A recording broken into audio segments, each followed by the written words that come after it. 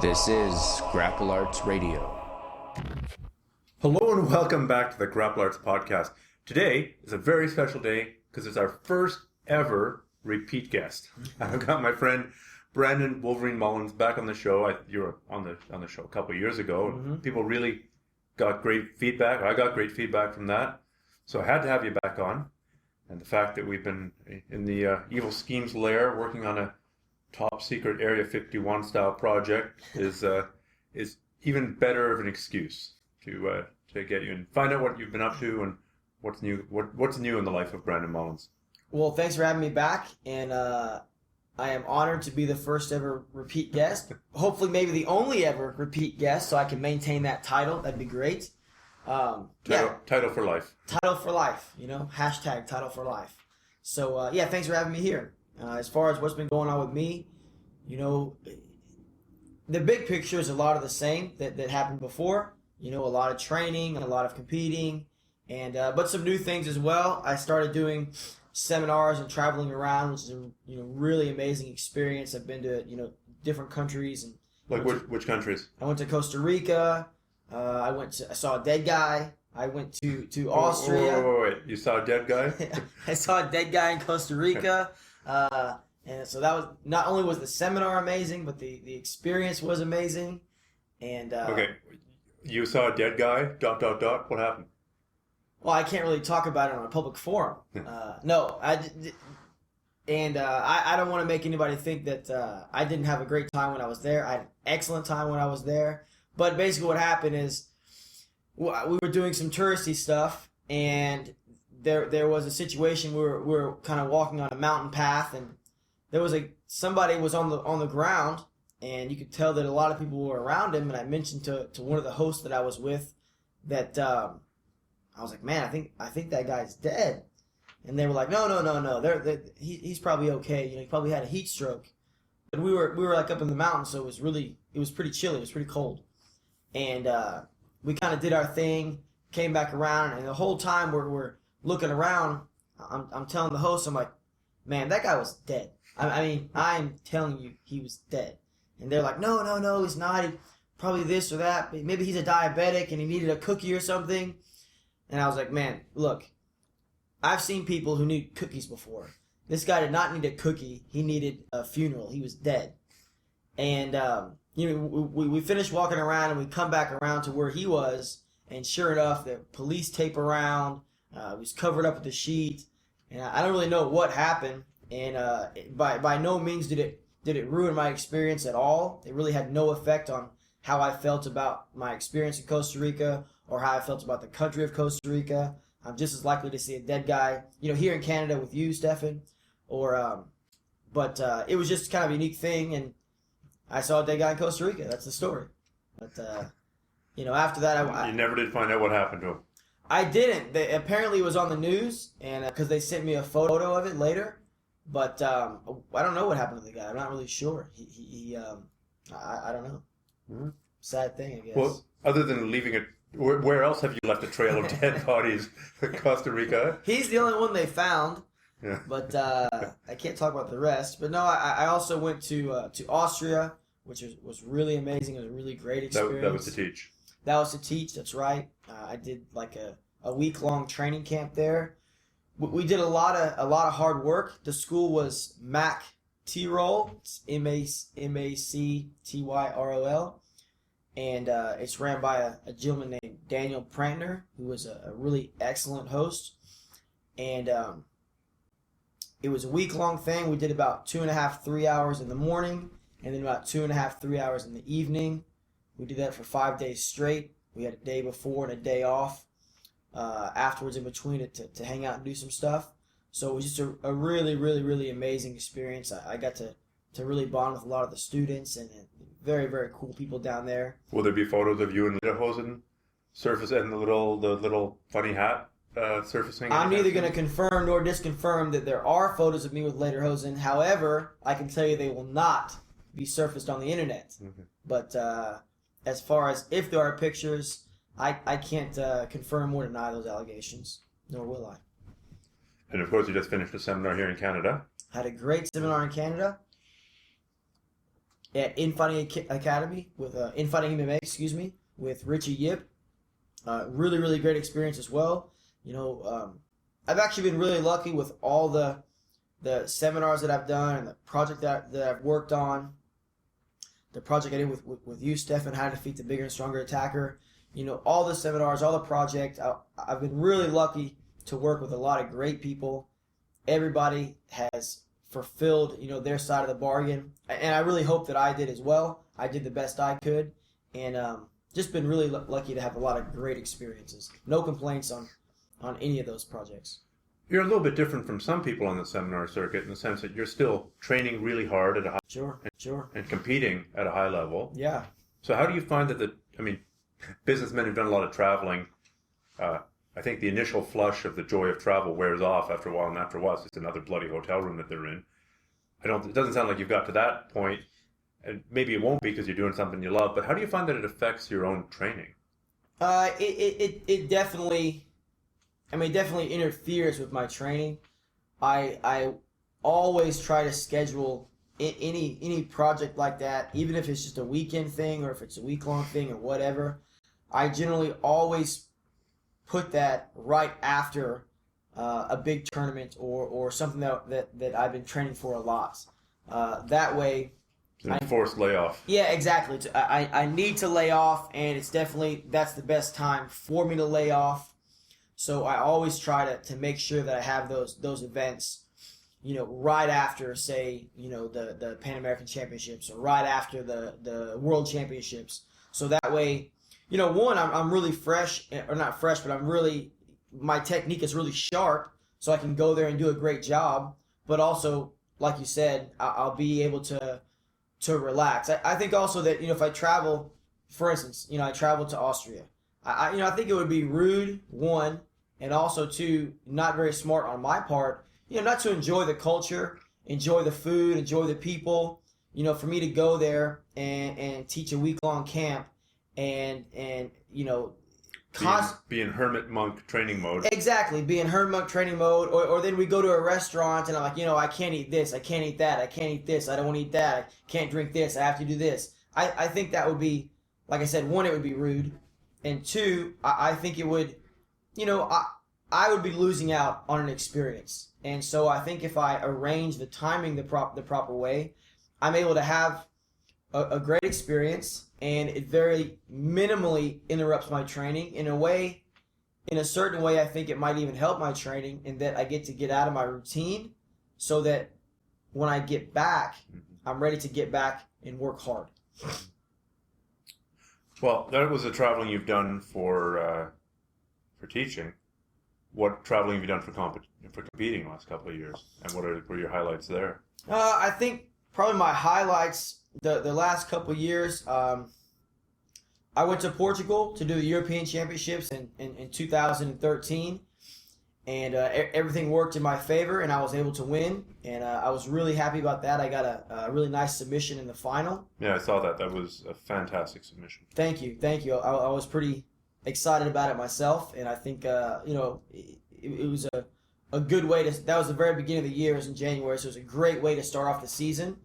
And I had a couple of very, I'd gotten silver at two previous tournaments the year before, the American Nationals and also the Masters World Championships. One was in September, one was in October of that previous year, and I was really, really, really upset with those losses. Some people might say, well, you got silver, you still won something, but, I have enough silver medals, and I don't want that to come off the wrong way. I'm sure one day I might look back and be glad that I got something, but I've been competing for a long time, and really the main goal is to win, to get gold. And I thought I trained really hard. I put a tremendous amount into it, and they were both decision losses. And those are hard. Yeah, it's really hard. I almost would have preferred to have gotten submitted or something, because then it's very. Why is that?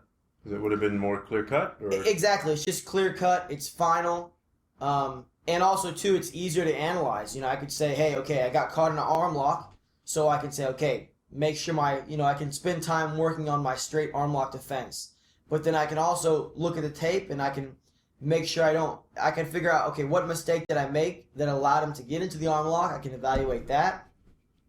I can look at a lot of things, but if I lose a referee's decision, particularly if I lose a decision that I feel that I won, it's a lot harder to learn from that experience. It's like an ice dance competitor going, damn it, I missed by 0.1 of a point because I didn't smile hard enough. Yeah, exactly. How do you fix that? How do you practice that? So, anyways, to come back and win at the Europeans it meant a lot to me, and it also, I think I really needed that for my motivation and for I just needed it. It really helped me. And then I was able to travel a little bit in Europe. I went to Holland to visit for about a week, which was a good kind of cool down. When I traveled to the tournament, I had never cut weight and traveled that far. Mm-hmm. I had an entire day of just traveling where I wasn't able to do any sort of working out, which I was really worried about. But I actually, I prepared all the food that I was going to eat that day, and I had a lot of I don't know what you would call it. I had a lot of nothing to eat, like rice cakes and kale chips. So I knew that I would be bored sitting in an airport or sitting on the plane, and I knew I would want to eat something, but I wanted to make sure I had something that really wouldn't affect me at all. So that was my first time really traveling a long distance and cutting the weight, but it actually worked out really well. My cut went really well, and then I think my performance was strong as well, and it was great. Because normally you don't take time off, right, before. Yeah. You're normally working out a day before, so how is this for a controversial thing? Maybe you performed that well because you had an enforced day of rest. So even the enforced day of rest was better, even factoring in the jet lag. I'm immune to jet lag, by the way. I have 2 superpowers. I believe that everybody has certain superpowers, and I think mine are I don't cramp, or I cramp way less than most people, and also I don't get jet lag. It doesn't bother me almost at all. Really? Yeah. I mean, I think if you could bottle that, I'm sure somebody'd be paying tens of thousands of dollars for that. I think, I'm going to be as tired as anybody else if I've been up for 36 hours or 48 hours, but actual jet lag of my sleeping rhythm getting off, it really doesn't bother me at all. And I've traveled like 2, kind of east-west, and then back the other way, north-south, back the other way. And you've been to Japan. And I've been to Japan as well. It doesn't really affect me that much. So that's kind of a cool deal. And your sleep cycle isn't that variable. Like, it's not like you're up to 6 o'clock in the morning one day and then... No, I have a pretty set schedule. Yeah. I'm usually up by about 7, in bed by about midnight, so I get about a 7-hour night sleep, and I almost always take a nap for about an hour, usually between 2:30 and 3:30 or 3 to 4, just to kind of cool down, recharge my batteries a little bit, and then I usually come back and do some, of course, more work and training and teaching as well. Well, I guess you do a Brazilian martial art and the sort of South American Mediterranean siestas work into the Mediterranean culture. I'm reaching here, but... Hey, I'll take it. If it includes taking a nap, I'm into it. I love it. So then what have you been working on technique-wise? Or how's your game evolved since we last talked to you? I guess when did we last talk? 2012, 2011, around there? What about then? I think since then I've shifted more, particularly my goals toward the big gi tournaments. As in away from no-gi? Yeah, you won the no-gi world. I won the no-gi worlds twice. I won the Pan Ams in no-gi as well. All at black belt, of course. And I won Grappler's Quest and of course small things like Naga, stuff like that. And even at that time, I was always training in the gi every day. So I was never what you might call a no-gi guy or a grappler. I was always Brazilian Jiu-Jitsu, always training in the gi. But I felt like I did what I wanted to do without the gi. And so I haven't been competing quite as much without the gi. At the school that I'm at, Gracie Barra, Texas, we always train no gi twice a week, and I always do that. I think it's good to do that. but I've just been focusing competition-wise on mostly going to the big gi events. The only time I really do the no gi stuff is when I go to a smaller tournament, a local tournament, or just maybe a non-IBJJF tournament where they have both on the same day, or maybe like an event like American Nationals where they have both events in the same weekend. But I haven't competed in the no-gi worlds since 2011, and I think the no-gi Pan Ams, the last time I did it was, I think 2010, I think. Maybe 2011 as well. So with the added emphasis on the gi, are you just like all lapel chokes, like nothing but worm guard? It's all about worm guard. That's it. Regardless of where you're at, you're getting wormed up. No, we should just explain for a second what worm guard is, in case people have not been following this thing online or haven't seen the. If you don't know what worm guard is, quit jiu-jitsu, because it's the next evolution of the art. And if you've missed the boat already, there's no way you can catch up. No, I'm just joking. Worm guard is just a new kind of guard position where you're using your opponent's collar or lapel to kind of tie him up and get a variety of different sweeps. And it's kind of the new flavor of the month on the competition scene. A lot of people are having a lot of success with it. There's people who are using it at the very, very, very tip top of competition. And so it's definitely some controversy around that. And people saying that, you can't use it in self-defense and it's not fair and this and that. And Hitler doesn't like it either, as we found out the other day. Hitler doesn't like it? If you do a search for Hitler and worm guard on YouTube, you get to an absolutely awesome video of. It's in that whole Hitler freaking out meme of Hitler reacting to the. I think it's Hitler reacts to Keenan Cornelius's worm guard or something like that. And you had sent me the link a couple of months ago. I didn't get around to watching it, and I finally watched it a couple of days ago on your phone, actually. And man, that is hilarious. If you haven't seen that, you need to do that. Hitler Worm Guard on YouTube.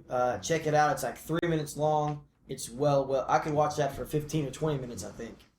So aside from worm guard, how has focusing on the gi changed what you emphasize in your training? I think the main difference is my open guard.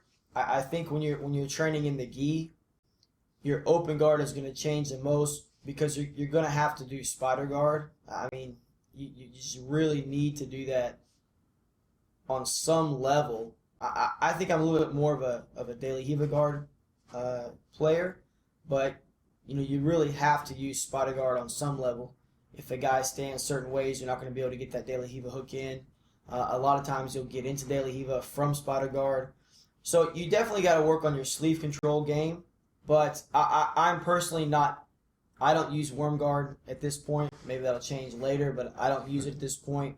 And I generally am not sitting around looking for very intricate, complicated ways to use the gi. I try to just use what's available. So naturally, when you're training in the gi, you're gonna use it, and I do that. I don't keep my mind closed to, well, I'm not gonna grab the gi because you can't do that in a street fight, or you can't do that in no gi. I'm just gonna take what's available. But I'm also trying to stay as simple as I can. Something that I heard, I don't know who said it, but they said simplicity is the greatest form of sophistication, and that I really like that, and I think it's true as well. So I'm generally looking for not the most complicated, but the easiest answer to get me from point A to point B. And I'm not judging anybody who does worm guard. If you do it, that's great. Keep doing it. It's part of the game. And the same thing with the controversy you'd see around Barambola or 50-50. But, if you want to do it, do it. But for me, I don't do Barambola a lot because I don't like staying upside down on my neck all the time. I don't do worm guard a lot just because I do other things instead that I've been doing for a while. Like I said, spider guard, De La Riva. And so, those things keep me busy enough training and keeping them at a high level and trying to get better at them as well. Well, what are some of the other, Barambola is obviously one, 50-50. Yeah. So you don't do either of those. I mean, obviously you have answers to those. Yeah, I definitely know the techniques, but it's not something that I'm doing on a daily basis for sure. It's just not really part of my game at this point. Like I said, that might change, but right now I'm not doing too much of it offensively. As you said, defensively, I'm always looking at defensively. You don't have a choice. The guys you train with are doing it to you. That's right. We have some guys that a couple of guys that train at my school that are really, really strong in both those positions. Daily Hiva, Barambola and 50-50. And now guys are doing worm guard as well. There's several guys in there that are playing around with that. And, it's just, I think it's part of the game. I don't think you should complain about it. I think you should get to work and figure out ways to beat it. That's your job as a competitor. If there's somebody out there who's figured out a way to create something new inside the rule set of Brazilian Jiu-Jitsu, when they come out and they start winning with that, they should be applauded. They really shouldn't be. They shouldn't be, chastised or they shouldn't say that that should be illegal. Congratulations to them for creating an effective strategy. It's everyone else's job to figure out how to beat it. If you want to say 50-50 is stalling or Barambola is stalling, you can stall from any position. So if you're complaining about stalling, that's one thing and I agree with it. But if you're using the idea of stalling to complain about a position that you don't personally like or that you don't different. That's very different. You can't complain because somebody's doing something that you don't know. That's part of the game. Jiu-Jitsu is alive. It's going to evolve and it's going to change. Well, the 50-50 is a good example. I think a few years ago there was a ton of cases of people using it purely for stalling, pretty much. But as it's gone on, people have figured out ways to pass it, ways to disengage, ways to attack from it. And we're not just talking leg locks. Yeah. Ways to take the back from there. Sure. And so it was really just a brief pause in the evolution. Yeah. And, I got to admit, I was worried. I was like, oh, God, if we reach the end of Jiu-Jitsu evolution, is it like get an advantage and then hold in 50-50? Yeah. But it doesn't seem that that's happened. People have figured out how to solve this, how to solve that riddle. Yeah, I think at the end of the day, there is no unbeatable technique. There's nothing that can't be stopped. I think sometimes people have that attitude. They're like, oh, well, look, it worked on this person or it worked on this person. Those guys are at the highest level, so if they can't beat it, how is it even possible or conceivable that some blue belt somewhere in some little academy, can figure out how to beat this position? And that's simply not true. There isn't a technique that can't be beat. There isn't a technique that is unstoppable. However, what I think happens a lot of times, in the case of 50-50, in the case of Barambola, in the case of worm guard, what happens is the people that come out with these things, they didn't think about them on Friday night and then pull them out of the tournament on Saturday. That's not what happened. What happened is they've probably been working these techniques, I would say, for years and years. And then all of a sudden, as they start using these techniques in high-profile matches, people start to notice them. So what happens is, okay, if we put it like this. So I'm a black belt. If I roll with a blue belt and I arm lock him from the guard, I didn't really surprise him. He knows the arm lock from the guard. How come he can't stop it? Because my arm lock from the guard is better than his defense to the arm lock from the guard. It's always going to be an equation of my jiu-jitsu versus his jiu-jitsu. So what you have now, let's say if you look at the case of like the Miao brothers, they have so many hours of training in the Barambola that I doubt there's anybody on the planet who has that same amount of time defending the Barambola except the Miao brothers themselves, because one of them is going to try to Barambola the other one, and that's going to be their training set. I can only imagine. I don't know, but like that's their training session for the last 5 years. I don't know. So now they have more with that position from everywhere than anybody else. So it makes sense that they can come out and they can do that Barambola to somebody who otherwise has a very, very, very complete and a very, very strong game. But if they don't have anybody at their gym who's doing Barambola, they're not going to know the right thing to do. They're not going to know how to shut it down. And so that's why you get this lag time of... Well, everyone else catches up. That's right. You know, the offense right now is ahead of the defense. But as we're seeing now, like you mentioned before, people are figuring out the Berimbolo. They're figuring out 50-50. They're going to figure out worm guard as well. You know, and I think the same thing has happened in the past. I don't know. A lot of times I've talked to Draculino about this. He was somebody who was very, very involved in the evolution of Spider Guard. And I wasn't around in Brazil when the Spider Guard came out, but I can only imagine people saying things like, he's stalling. That would never work in a real fight. You know, that's illegal. You can't do that grip. I can only imagine it was pretty much the exact same thing. The sky is falling. The sky is falling, you know. I can only imagine that it's really the exact same experience that we're having now with Berimbolo at 50-50, Worm Guard. They had that when Spider Guard came out. And then what happened? People got used to it. Everyone started doing it. People learned how to beat it. And then it became just another position, which I think is what's going to happen with Berimbolo 50-50. You know, it's going to kind of fall along with all the other techniques in Brazilian Jiu-Jitsu. Well, there's that whole what about the self-defense aspect of it argument. I want to talk about that too. Yeah. And then there's it makes for bad TV. It makes for boring matches. It makes, this sport's never going to be in the Olympics because of stuff like this. Yeah. But then we take a look at other sports that are micromanaging themselves to death, like judo. Sorry, all judo players, but I think it's true. Yeah. By micromanaging the minutia of where you're allowed to grip and all this, you're making the sport less relevant, I think.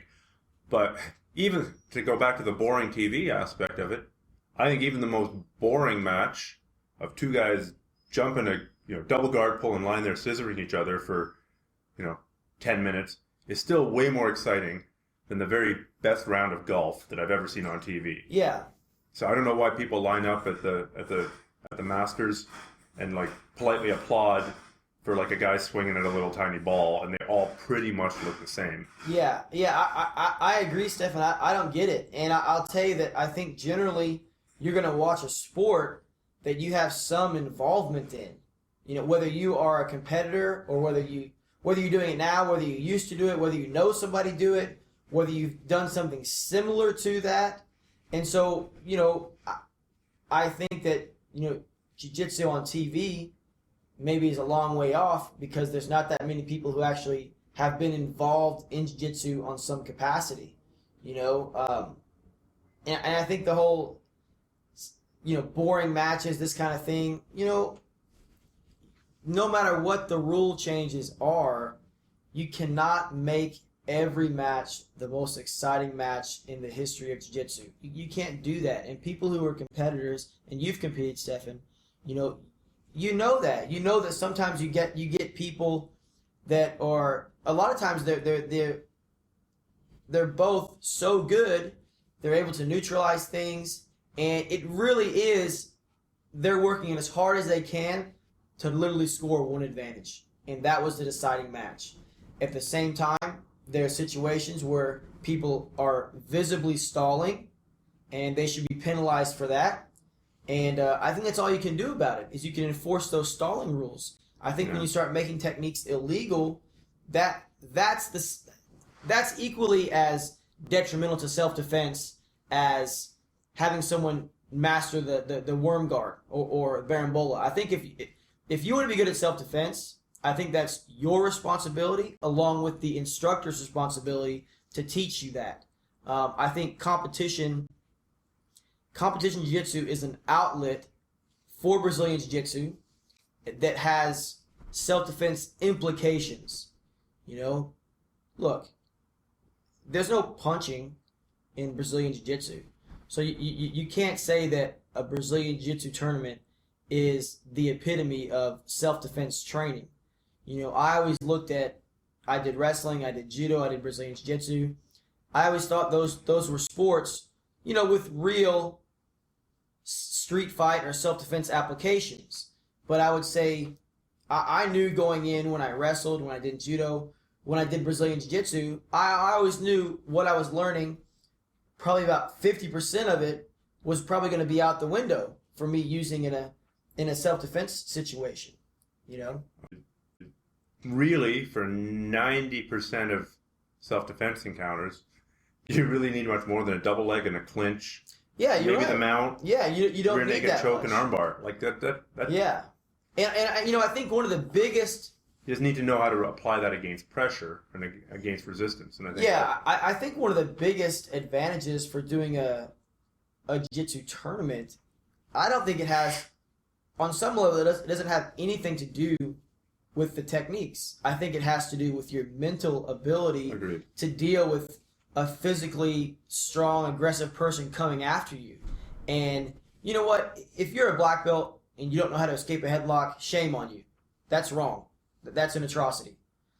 But if you're a black belt and you know how to do self-defense, you know how to do fundamentals, and you decide that you want to become the best sport jiu-jitsu competitor, I'm not going to fault you for that.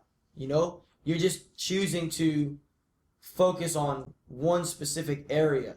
And I think that it's a disservice if you don't know the self-defense curriculum, if you don't know maybe kind of what you might call street safe jiu-jitsu, things like that. However, first, pull inverted guard. Yeah, you know, it's kind of ridiculous. But I think on the same token, if you're a white belt, you should not be trying to learn Berimbolo because you want to win a tournament. I think you're able to make that decision only once, you know, you learn those basic fundamental things that you really have to learn.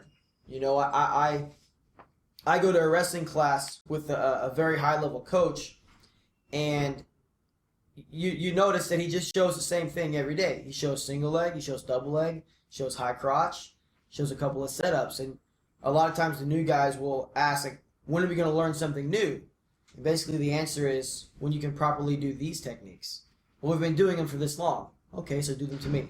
Obviously, we can't take him down, you know. So in some ways that's frustrating, but in some ways that's the best way to coach. You know, you need to. There's no reason to move on to something else until you have a proper way to do what it is you're learning. So if you have, you know, a lot of people learning the right things, I think falls on the shoulders of the schools and the instructors. You know, you need to save that Berimbolo stuff, that 50-50 stuff for the upper level students. I would say purple belt and above, because white belt, blue belt, that's the realm of learning self-defense jiu-jitsu. Even if it's not specifically the self-defense curriculum, but just, you know, you're kind of bread and butter jiu-jitsu, arm lock from the guard, you know, a basic bullfighter guard pass, things like that. And then, you know, once you feel comfortable that your students are learning that, sure, add the other stuff in. And if you're one of those students, feel free to really, really study that material and get as good as you can with it if you choose to make competition your priority. I'm a competitor, and I happen to not use those new in-fashion techniques, but there's definitely things I do that I've seen some of it, and it's certainly a lot of it's new to me. Yeah. And just because it's not the new flavor du jour, in some ways it's more surprising because it's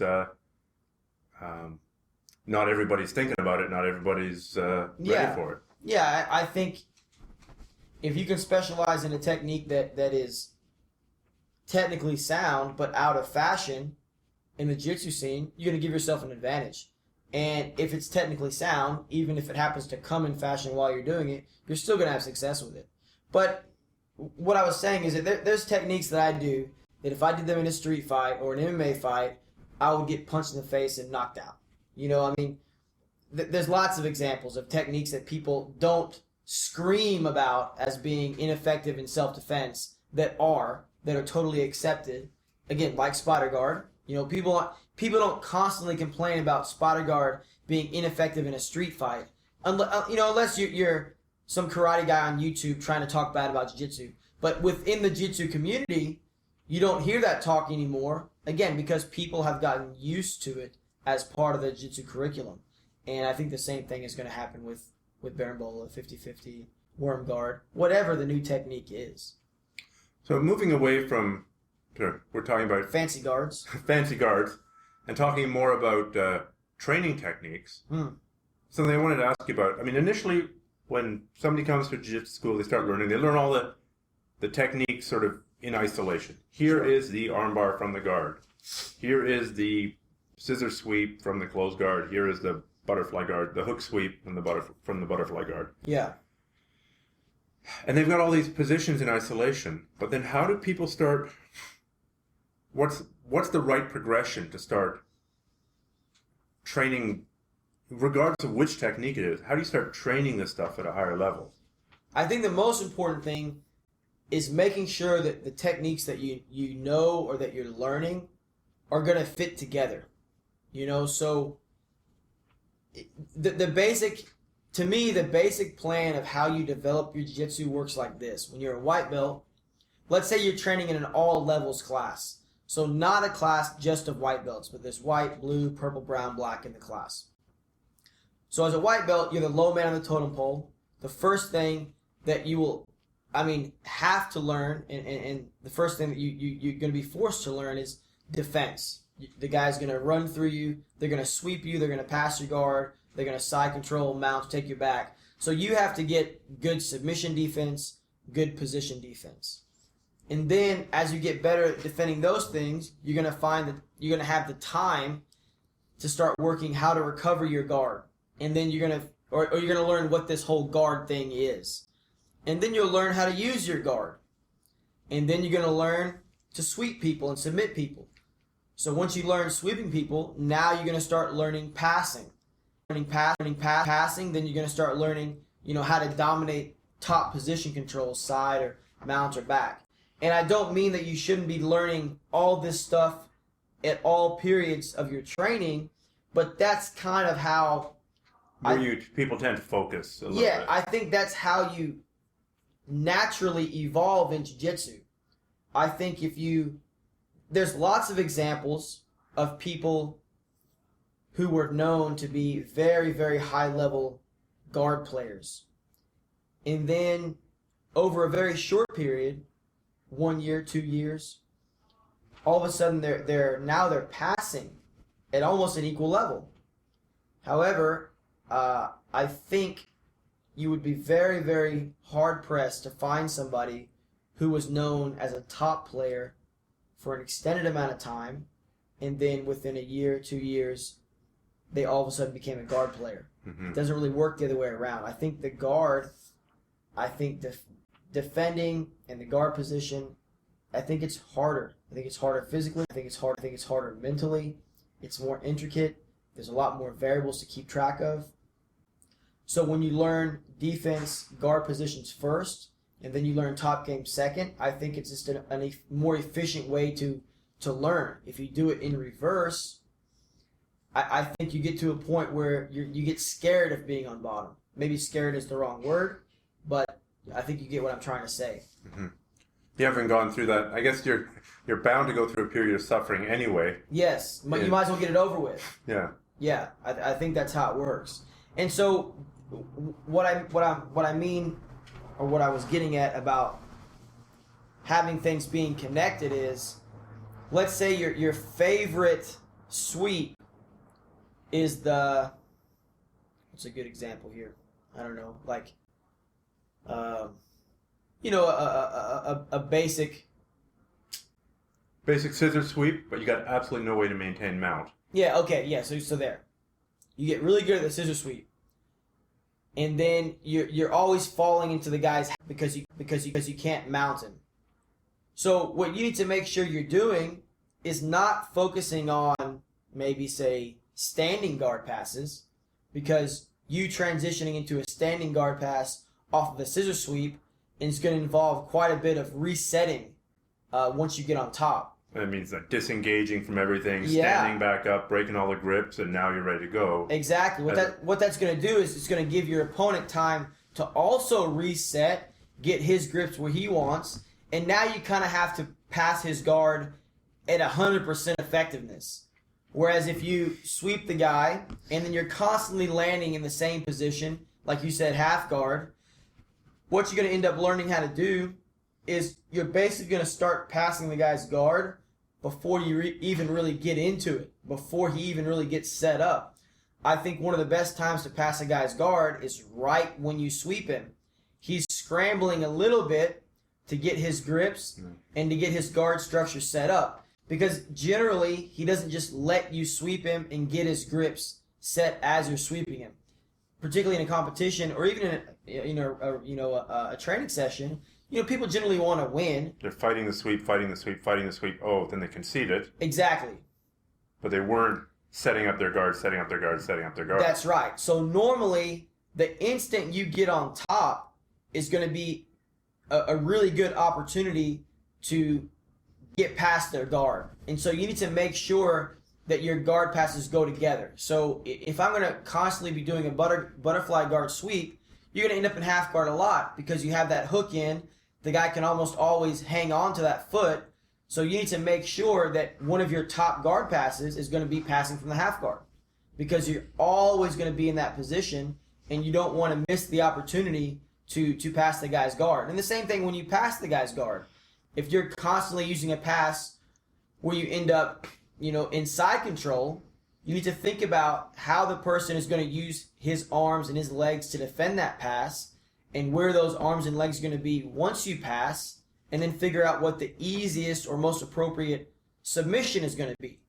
If you do a bullfighter pass, one of the most common things people do to defend is they're going to turn over. They're going to give you their back because they can't use their legs to defend, so they're just going to kind of squirm away, give you the back.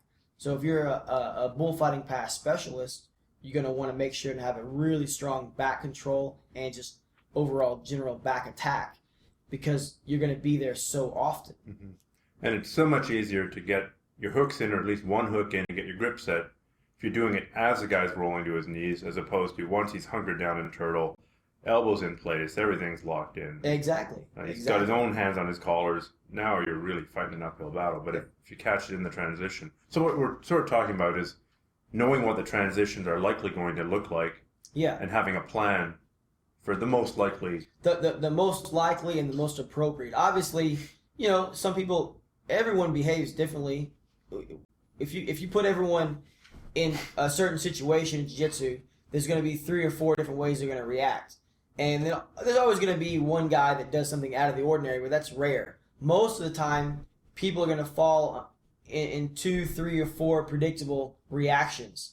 So if you can really, really master your reactions to those actions, you're going to really increase your chance of success. So I've seen a lot of people who might have, they have a brilliant, we'll use the same example, a brilliant hook flip from the butterfly guard. But then their favorite pass to do is, double under, two arms under the legs, put the person's legs on the shoulders. Well, when you do a hook sweep, you're really high up on the guy's upper body. So you would have to totally disengage the upper body, back up, let him recover the guard, and then start doing your guard pass. So that's going to give the guy plenty of time to get to a good, strong guard position where he's comfortable. It may also give him, chances to sweep or chances to submit you as you're trying to pull away from him and get tangled in his legs. So you just want to think about, okay, what is my favorite sweep? And then do it and look at the position you land in. And then maybe just screw up the sweep a little bit and see how the guy starts to react. And then you need to make sure that you adopt, that pass as at least one of your favorite passes or one of your passes that you put a lot of time into. That way you might have a situation where you completely dominate somebody. You pull guard, sweep, pass, mount, armbar. It all flows together. There's no breakdown in the action that you want to have to reset as little as possible, because when you reset, so is your opponent. And that's going to give him opportunity to get his offense rolling. If you can stay ahead of the game, opponent on the run, you're going to have a better opportunity to beat him. And I think that's what people experience when they roll with somebody, maybe it's like the first time they ever do jiu-jitsu and they roll with somebody and they feel like they have absolutely no answer to anything the guy does.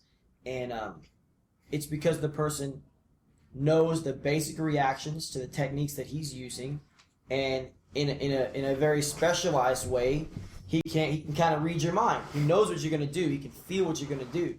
And so I think that's the mark of a highly skilled person, and I think that is the goal for you to have for your jiu-jitsu. You want to make it so that no matter what the person does, not only do you have, even if he does the correct kind of defense, you know the right way to get around that and continue doing what you're doing. You don't just want to create a problem for your opponent that's going to be a problem has an answer.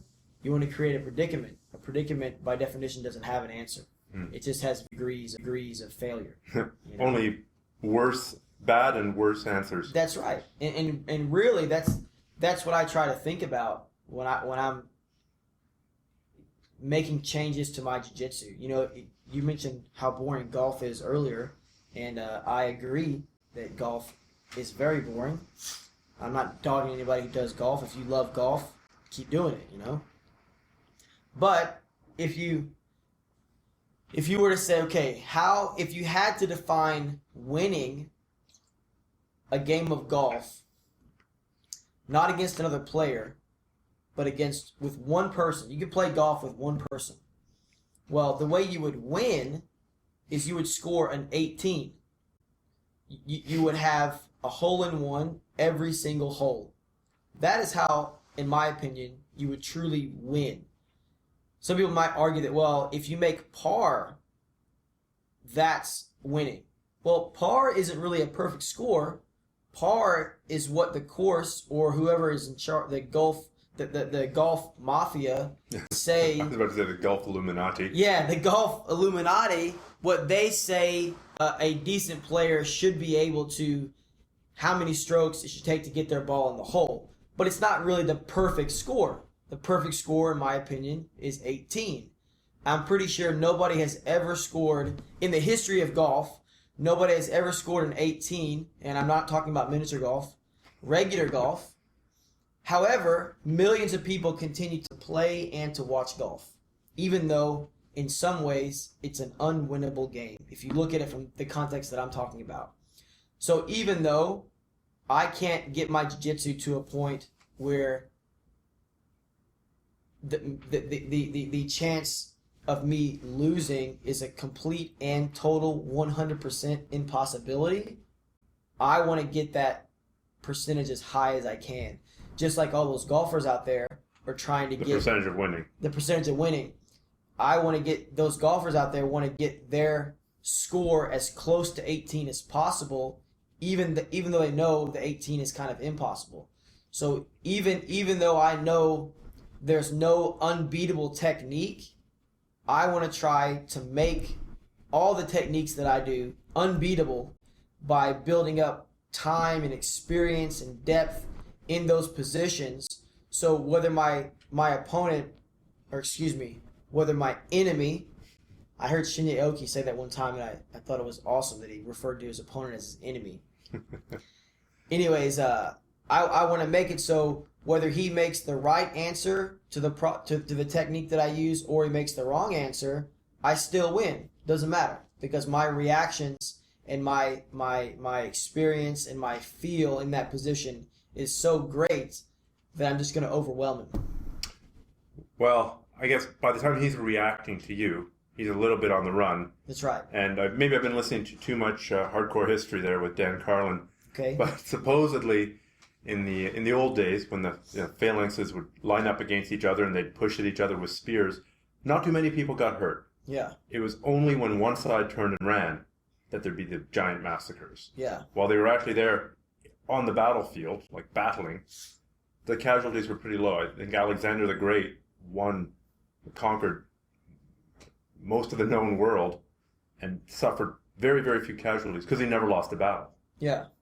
And now, because if he had lost a battle, they would have turned and run and they would get a spear in the back. So that's what I'm thinking of as you're talking about pressing the advantage. Once it'd be like, oh, look, the other enemy phalanx has turned and run away. Let's just wait. Let's just let them run down the field, turn around, and set up again. That's what sweeping somebody and then backing out and not pursuing that is. It's giving them a chance to reset their A game.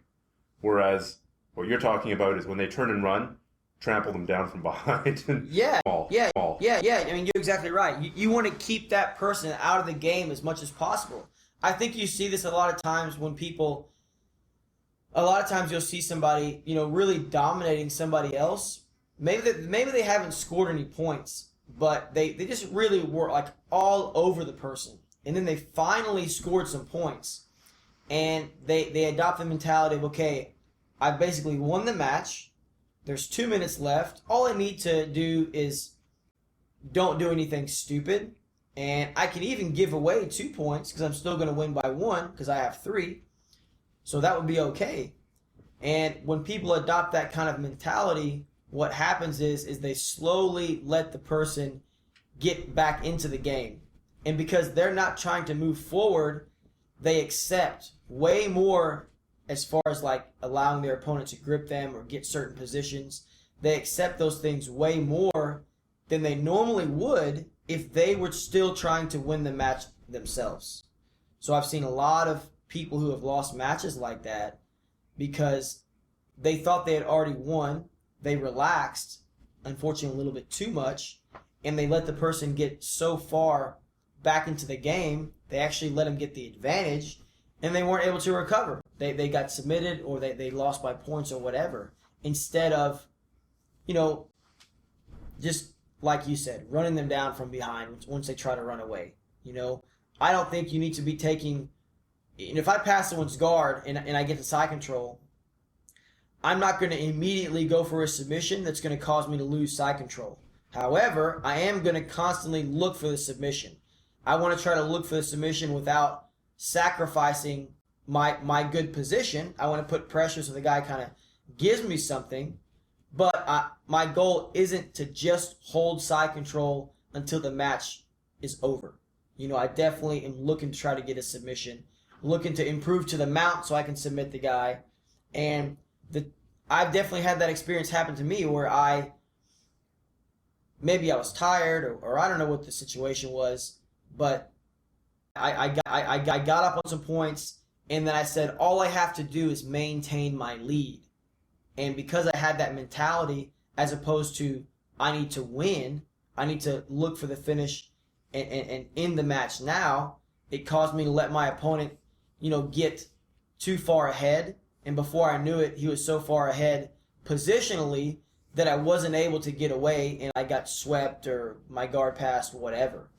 So I think what you need to do and what goes along with what I'm saying as far as getting your techniques connected is you always need to be looking to improve. No matter how good or how bad your position is, you need to always be looking to improve. If you're in someone's guard, you got to improve by passing. If you can't pass immediately and you're in the closed guard, then you need to look to improve to the half guard. That's a better position, theoretically. And if you're in the half guard, you need to look to move to quarter guard, where the guy only has your ankle. And then if you're in quarter guard, you want to look to pass. And if you get to the side, you want to try to get to the mount. If you get to the mount, you want to try to submit the guy.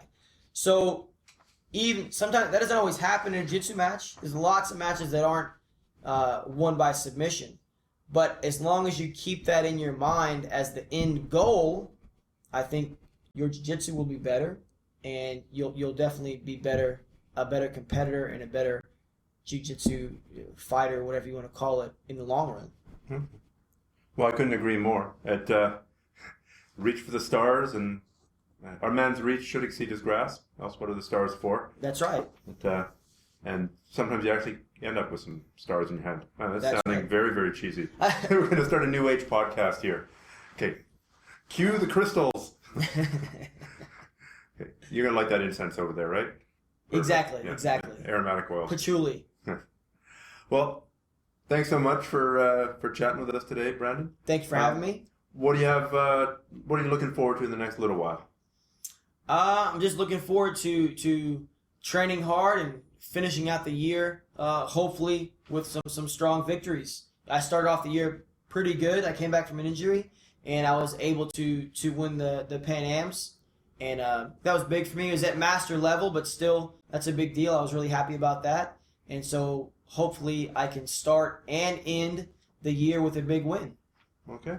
Well, best of luck to you, my friend. Thank you.